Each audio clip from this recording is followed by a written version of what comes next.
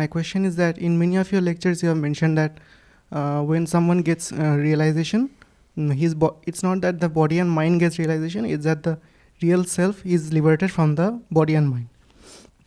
So my question is, if the self is liberated from one body and mind, why does it not simultaneously get free from all the other body and minds when? Okay, good question. Let me answer that question.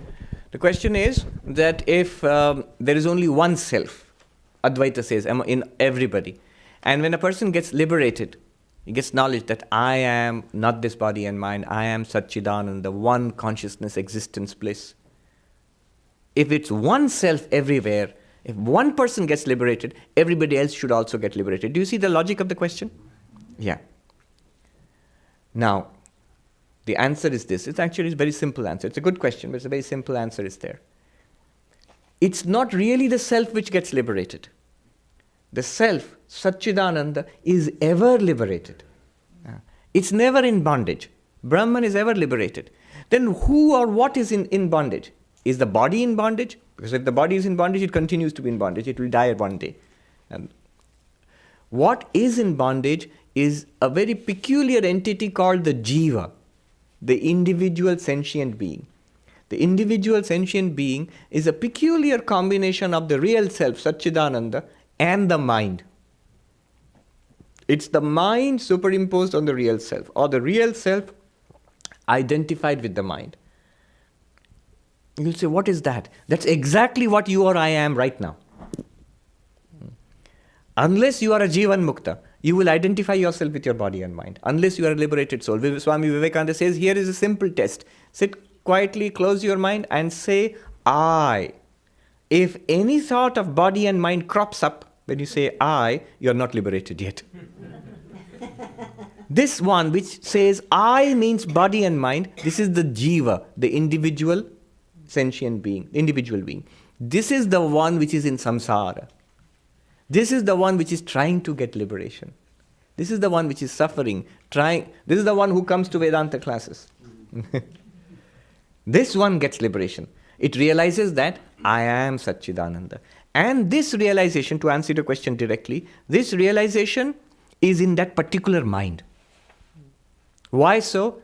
Because the ignorance is in each mind. And in each mind, it has to be corrected by knowledge in that mind. Here is a thing to be known about knowledge and ignorance. To be effective, there is a rule. That to be effective means if knowledge is to remove ignorance, to be effective, knowledge and ignorance must share the same locus and object. That sounds frightfully philosophical, but it's very simple actually. Same locus and object. What it means is, if knowledge is to remove ignorance, then one, that knowledge must come where the ignorance is. And two, it must be knowledge about what the ignorance is. You are ignorant about something. If you say, I'm ignorant, I say, good for you, but what are you ignorant about? They'll ask you what. If ignorant means I do not know. Ignorant means I do not know. Immediately, if you say, I do not know, the question will be, what is it that you do not know? That is the object of ignorance. And the object of knowledge must be the same. So, if I am ignorant about, say, mathematics, then the ignorance about mathematics is in my mind. What is the locus? My mind. And what is the object of that ignorance? Mathematics. So, knowledge is required. Where will knowledge? The knowledge in my math professor's mind cannot remove the ignorance in my mind. My math professor knows mathematics, but that will not remove. You see, the knowledge in my guru's mind will not remove my ignorance. It must come in my mind. Because locus has to be the same. Locus means place. Second, the knowledge must be about mathematics. If my ignorance is about mathematics, knowledge must be about mathematics. If I get knowledge about English or Sanskrit, it will not remove my knowledge about my ignorance about mathematics. Similarly, if my ignorance is about the self, then the knowledge must also be about the self. If I learn about something else, suppose I learn Sanskrit grammar, will I become enlightened? No. No.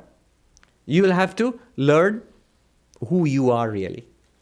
So, the knowledge comes in your mind and removes the ignorance in your mind, And so the real self realizes itself as free, but that is reflected only in your mind, not in your neighbor's mind.